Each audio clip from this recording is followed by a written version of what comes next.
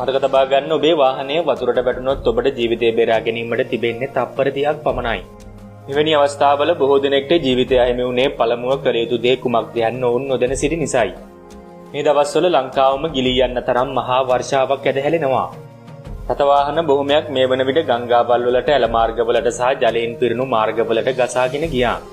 මෙවැනි තත්ත්වයකට ඔබට මුහුණ දෙන්නට සිදු වුණොත් මේ දේ හොඳින් මතක තබා ගන්න. මේ වගේ අවස්ථාවක ඔබේ පරම සතුරා වන්නේ ජලය නොවේ. මතක තබා ගන්න යන අවශ්‍ය කලබලයයි. වාහනයක් ජල පහරකට හසු වුණොත් වැටුණොත් කවදාවත් ඒ ෂණේම ගිලී යන්නේ නැහැ. වාහනේ ඇතුළත සම්පූර්ණයෙන්ම ජලයෙන් පිරී යන්නට පෙර ඔබට ජීවිතය බේර ගන්න තප්පර 20 සිට 60ක් තරම් කාලයක් තිබෙනවා. මෙන්න මෙම අවස්ථාවේදී ඔබේ ජීවිතය බේරෙන්නේ ඔබ මේ කියන පළමු නීතිය පිළිපැද්දොත් පමණයි. කිසි විටකත් දොර අරින්න කාලේ නාස්ති කරන්න එපා. මතක තබා ගන්න ඒක කොහොමවත් වෙන්නේ නැහැ. මොකද ජලයේ පීඩනය විසින් දොර අරින්න බැරි ලෙස තද කරගෙන සිටිනවා. මෙන්න ඇත්තටම ඔබේ ජීවිතය බේරන්න උදව් වෙන දේවල්. මේ දේවල් ලෝපුරා සිදු වූ මෙවැනි සිදුවීම් වලදී ජීවිත බේරන බවට සාධක වී තිබෙනවා. අංක 1. පළමුව ඔබේ අත යා යුත්තේ සීට් බෙල්ට් එක වෙතටයි. මොකද ඔබේ අත් නිදහසේ තිබිය යුතුයි. පළමුවෙන්ම ඔබ සීට් බෙල්ට් එකේ ග්‍රහණයෙන් මිදී නිදහස් වීම අතිශයින්ම වැදගත්. බොහෝ දෙනෙක්ට අවාසනාවන්ත ඉරණමක්වත් උනේ මේ නොදැන සිටි නිසායි. අංක 2.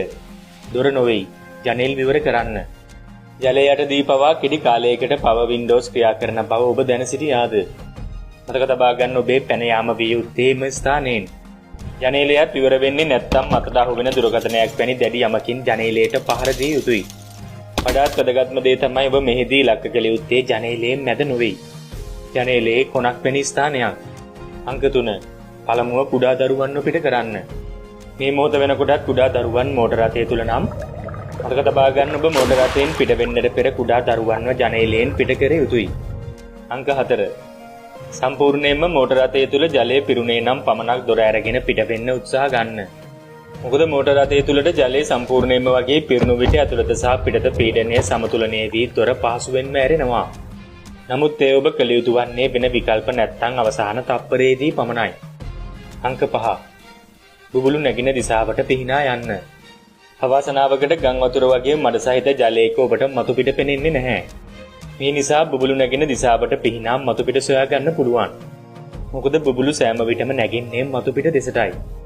දැන් ඔබට තේරෙන්නට ඇති බොහෝ දෙනෙක්ට ජීවිත හිමිවන්නේ වුන් මේ කියන සරල ක්‍රම නොදැන සිටි නිසායි.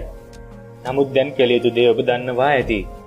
කරුණාකර අන් අයත් දැනුවත් කිරීම සඳහා මේ ෂෙයා කරන්න අමතක කරන්නට එපා.